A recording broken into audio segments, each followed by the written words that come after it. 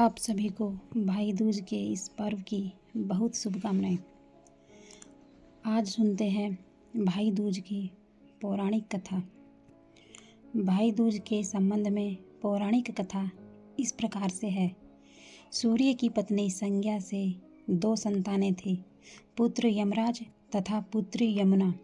संज्ञा सूर्य का तेज सहन न कर पाने के कारण अपनी छाया मूर्ति का निर्माण कर उन्हें ही अपने पुत्र और पुत्री को सौंपकर वहां से चली गई। छाया को यम और यमुना से अत्यधिक लगाव तो नहीं था, किंतु यमुना अपने भाई यमराज से बड़ा स्नेह करती थी।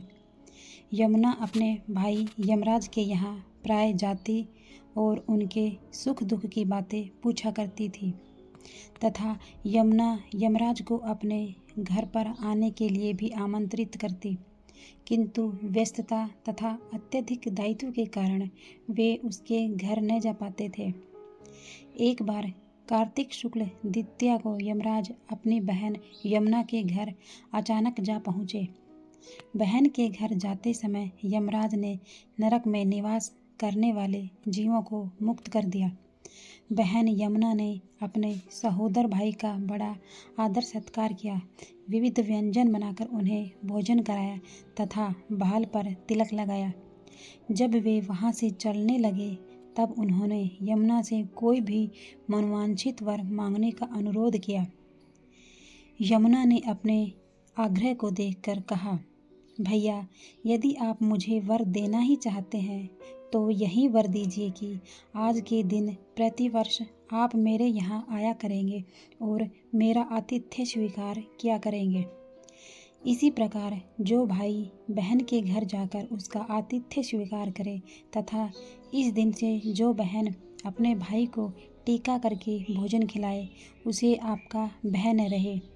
इसी के साथ उन्होंने यह वरदान भी दिया कि यदि इस दिन भाई बहन यमुना नदी में डुबकी लगाएंगे तो वे यमराज के प्रकोप से बचे रहेंगे।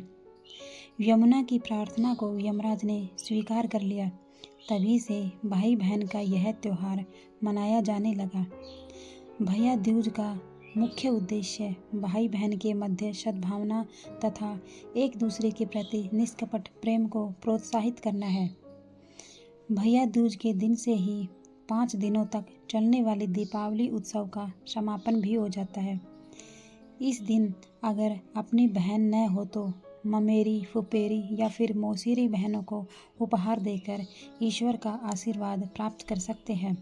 जो पुरुष यम द्वितीया को बहन के हाथ का खाना खाता है उसे धन, धर्म, अर्थ, आयुष्य और विविध प्रकार के फल मिलते हैं। साथ ही यम द्वितीया के घर में बत्ती जलाने से और बाहर बत्तियों से पूजा करते हैं। दीपदान भी करना फलदायी होता है। धन्यवाद।